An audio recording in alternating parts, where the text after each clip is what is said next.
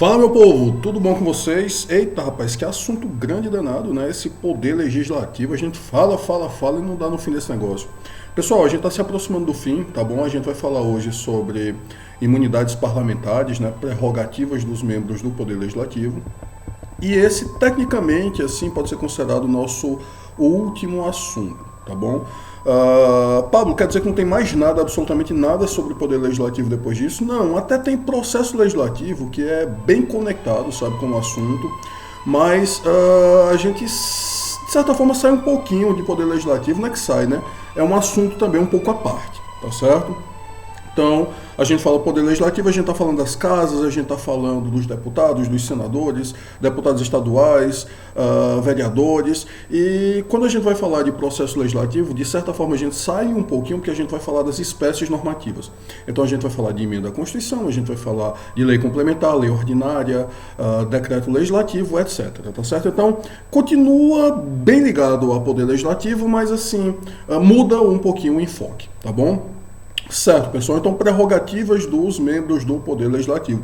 Esse é um assunto que é extremamente criticado, assim. É muito comum você ver críticas na mídia, né? Jornalistas, articulistas, assim, indignados com isso, porque isso não deveria existir, porque isso é um absurdo, etc. Essa indignação pode ser exemplificada, inclusive, pelas charges que eu separei aqui para vocês, tá certo? Tem essa, né?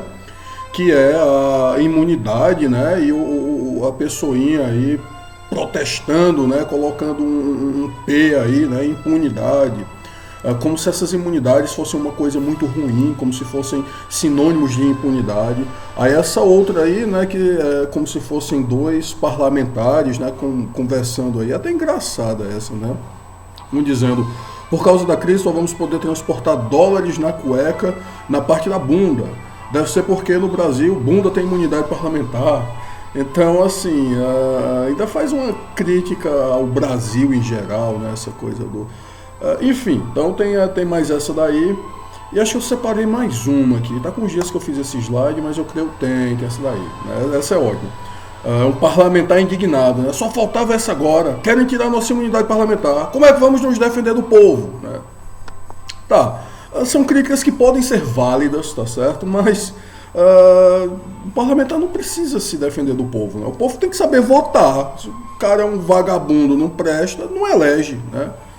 Infelizmente, esse é um dos problemas graves. Também a gente vem discutindo um pouco nesses aspectos assim, políticos, sociológicos, antropológicos do funcionamento do Brasil. E esse é um problema grave, né? A maior parte das pessoas não lembra nem sequer em quem votou para deputado, para senador na última eleição. Já vi pesquisa sobre isso. E isso é um problema sério, um problema gravíssimo, né? Isso, se a pessoa não sabe em quem votou, como é que ela vai cobrar, como é que ela vai prestar atenção? Então nós temos toda uma série de problemas, né? Relacionadas inclusive ao próprio funcionamento, à própria estrutura, como é que funciona a eleição, quociente eleitoral, aquela coisa toda que a gente já viu, e aí ainda teriam as imunidades parlamentares como a cereja do bolo, né? Como se eles pudessem ser criminosos à vontade. Tá, vamos entender então o que é esse negócio, né? Como é que isso funciona, tá certo? Isso vai estar previsto na Constituição Federal, nos artigos 53 a 56, em relação aos parlamentares federais, tá certo? Deputados federais e senadores. Com relação a deputados estaduais e vereadores, a gente vai ter algumas normas também, a gente vai ver daqui a pouquinho, tá certo? Mas aí fica fora, né, dos 53 a 56. Na verdade, deputados e senadores, deputados estaduais e vereadores estão antes, né, artigo 27 e 29 por ali. Pessoal, essas imunidades, elas têm natureza material e formal, tá certo? O que é isso? O que significa imunidade material e imunidade formal? Pessoal, a imunidade material é uma garantia, tá certo, em relação ao conteúdo. Quando você fala em imunidade material, significa que existe alguma coisa que, se qualquer pessoa fizesse, seria crime, mas você, aquela pessoa que tem essa imunidade, pode praticar aquele ato e para você aquilo não é crime, tá certo? É em relação ao conteúdo do que é feito. Tá certo? Então, é um ato, um determinado ato, algo que você pode falar, tá certo? E para você não é crime, para qualquer outra pessoa seria. Então, se você pode praticar esse ato que para outras pessoas seria crime, isso vai ser uma imunidade material, tá bom? E o que é imunidade formal. A imunidade formal, ela é processual, tá certo? Ela é uma garantia que você tem em relação ao processo. Então, ou você praticou o crime, mas você não vai ser processado, ou você tem uma prerrogativa de foro, ou você só vai ser processado num outro momento. Então, é alguma garantia que você tem nesse sentido, tá certo? Todas as outras pessoas seriam processadas pelo juiz aí normal, juiz ordinário, juiz comum dos fóruns da vida aí, tá certo? Você não, você tem prerrogativas, você tem um tratamento diferenciado no processo. Então, material, conteúdo, né, o ato que você pratica seria crime se qualquer outra pessoa praticasse. Formal é processo, tá certo? Você tem uma garantia com relação ao processo. Então você até cometeu o crime, mas você tem uma garantia em relação à forma como você vai ser processado. Ou garantias, tá bom? Tá, e por que isso existe, Pablo? Pessoal, essas prerrogativas, né, esse estatuto dos congressistas, eles são uma garantia de independência do poder legislativo. Se o poder legislativo não tivesse isso, ele teria dificuldades de funcionar, tá certo? Ele teria dificuldades de exercer o seu papel, tá certo? Por quê? Vamos lá. Relembrando que o poder legislativo, ele é o único que tem duas funções típicas, né? Por isso que eu falei tanto nisso nos outros vídeos, nos vídeos iniciais, porque a gente precisa muito disso, tá bom? Que funções típicas são essas? Primeiro, legislar. Pessoal, para legislar você tem que debater, você tem que deliberar, você tem que às vezes até brigar, entre aspas. Tá certo? Você tem que ser muito incisivo em suas colocações. Então, você precisa de alguma garantia nesse sentido. Você vai ter liberdade de fala sem se complicar. Segunda, fiscalizar, tá certo? Para fiscalizar, você também precisa ter certas garantias, você precisa ter certas prerrogativas para poder exercer esse trabalho. Tá certo? Então você não ficar com medo assim, eu vou fiscalizar aqui o que o executivo está fazendo, e se eu for preso e se mandarem a polícia aqui me prender. Então a ideia por trás é essa, assegurar o funcionamento do poder, tá certo?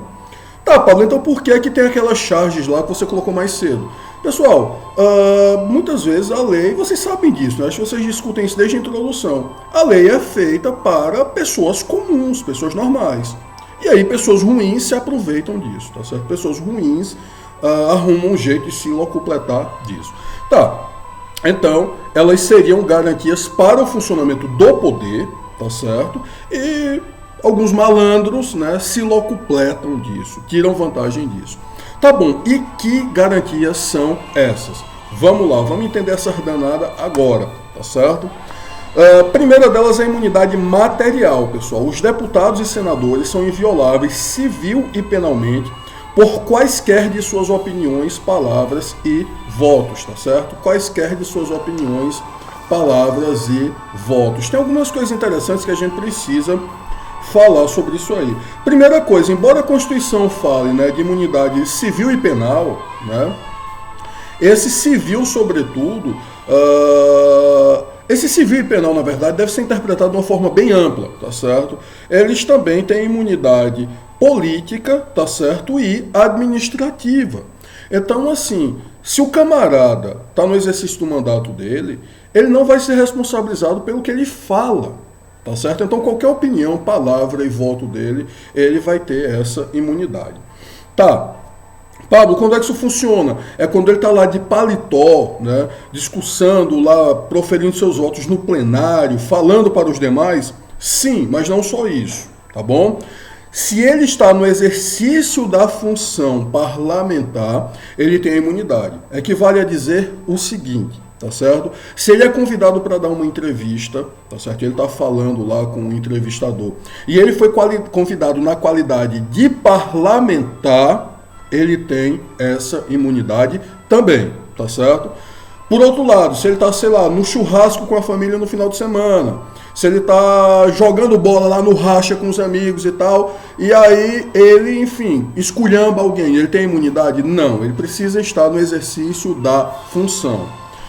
Pablo, me diz uma coisa, eu vejo muito essa coisa do deputado foi chamado para ser ministro, para assumir um cargo disso, um cargo daquilo. Nesse caso, ele foi chamado porque ele é deputado, ele continua tendo a imunidade, né? Não, tá certo? Pessoal, se ele se afasta do cargo para assumir um outro cargo, Se ele se afasta das funções parlamentares para assumir um outro cargo, ele também não está com a imunidade, tá certo? Ele não leva a imunidade com ele.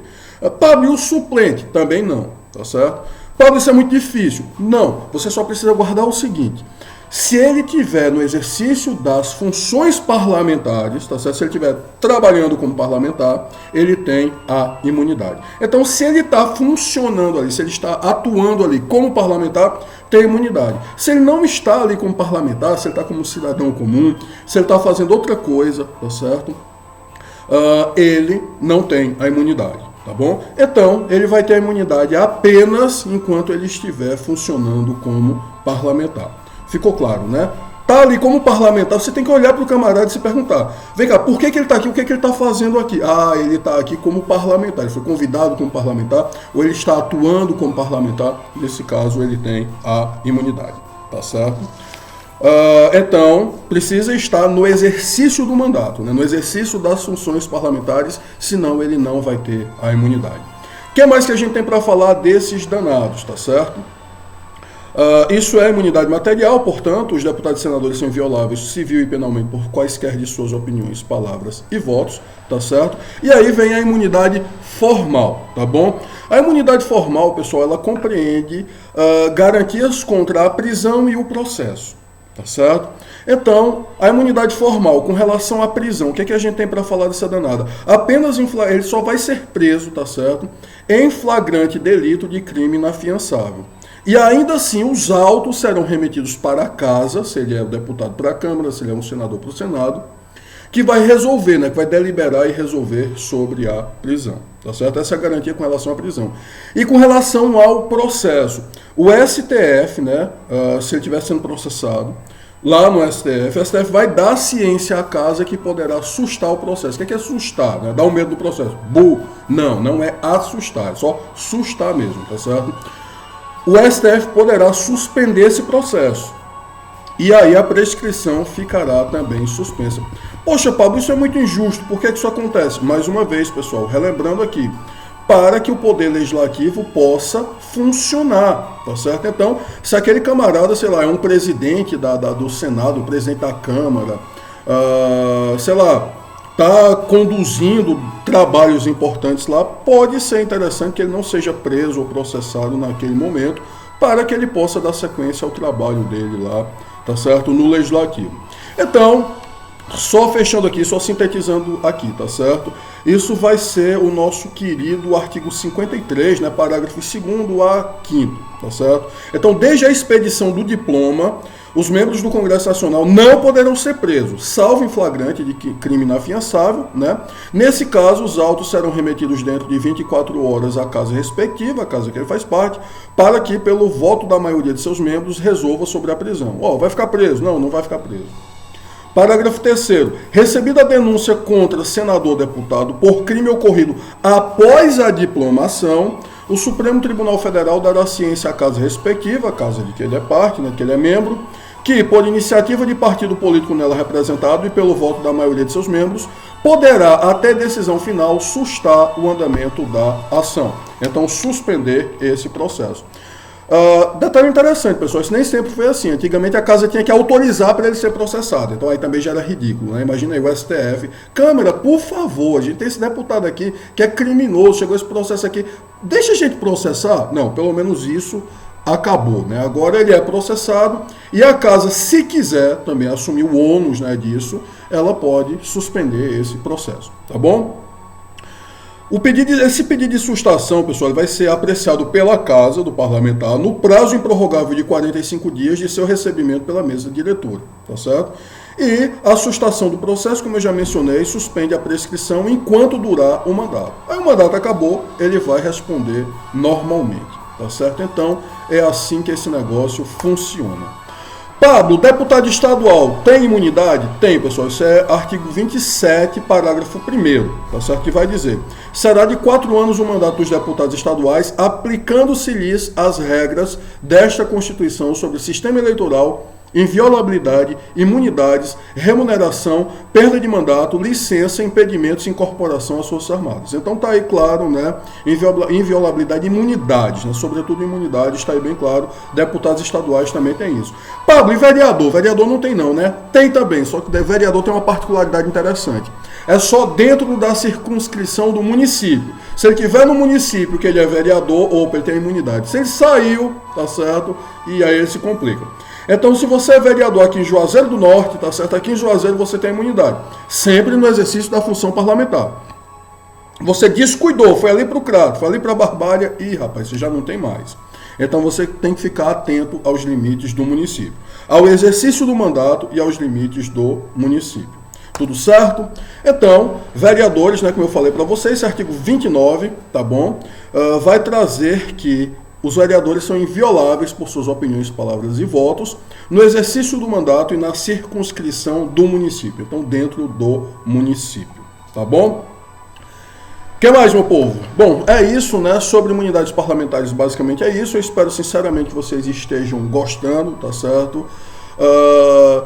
Eu coloquei que isso são garantias, são prerrogativas, e fica claro, né, que são prerrogativas para o funcionamento do poder, tá certo?